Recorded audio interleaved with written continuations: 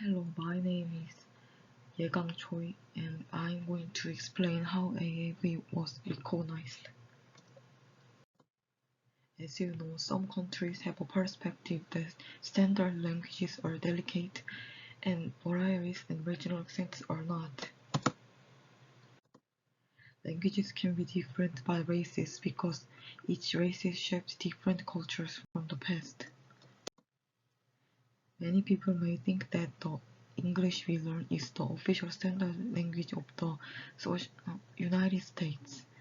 In fact, there is no official standard language in America, so the US considers American Midwestern Croatian English used in the mainstream white American society as the American English, and the others are described separately as Western English, Eastern English, and Black Vernacular, and others.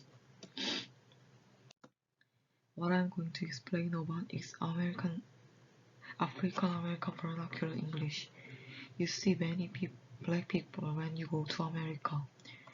AAVE, which is an English dialect, is one of their languages and it is an abbreviation of African American Vernacular English. Most of working and middle class African American and some of black Canadians speak this language.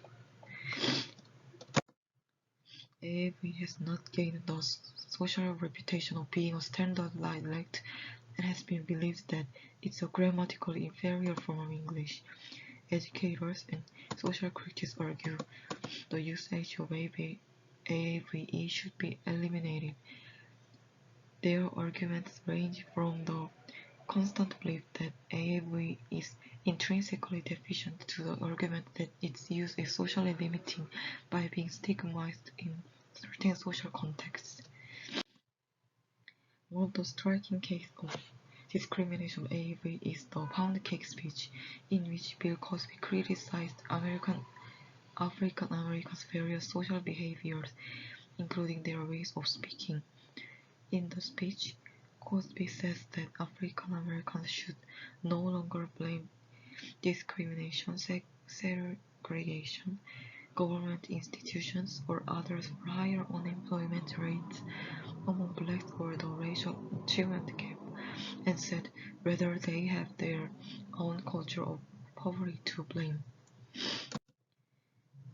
As a counteroffensive against this attitude, CCCC, a division of the National Council of English Teachers, NCTE, made a statement about the students' right to their language.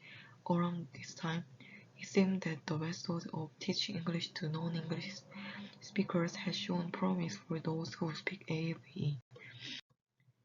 William Stedworth experimented with a dialect reader, which is a set of text in both AAVE and Standard English. This came from an idea that children can learn to read in their own dialect and switch to Standard American English with subsequent textbooks.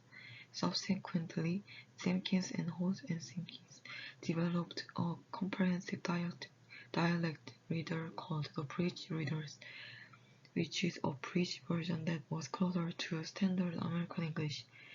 This included the same content with the three different dialects.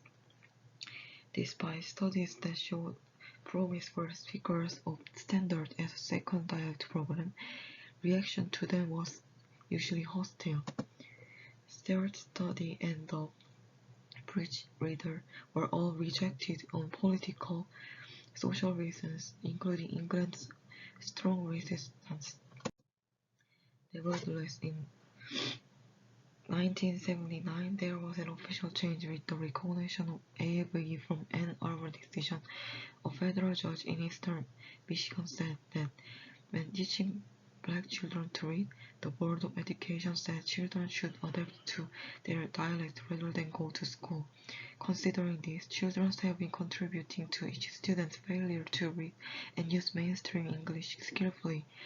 The judge ordered the school district to find a way to identify black English speakers in the schools and to use that knowledge in teaching such students how to read standard English.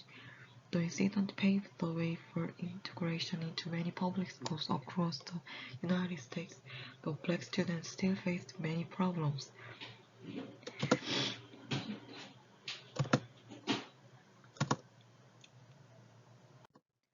takes a lot of time for a language to be recorded like this, even though languages, which is one of the cultures each race shaped, is slightly different from the standard dialect. Should it be treated differently from the standard dialect in the same nation? Why don't we all think of dialects as a product of local or ethnic culture and respect them?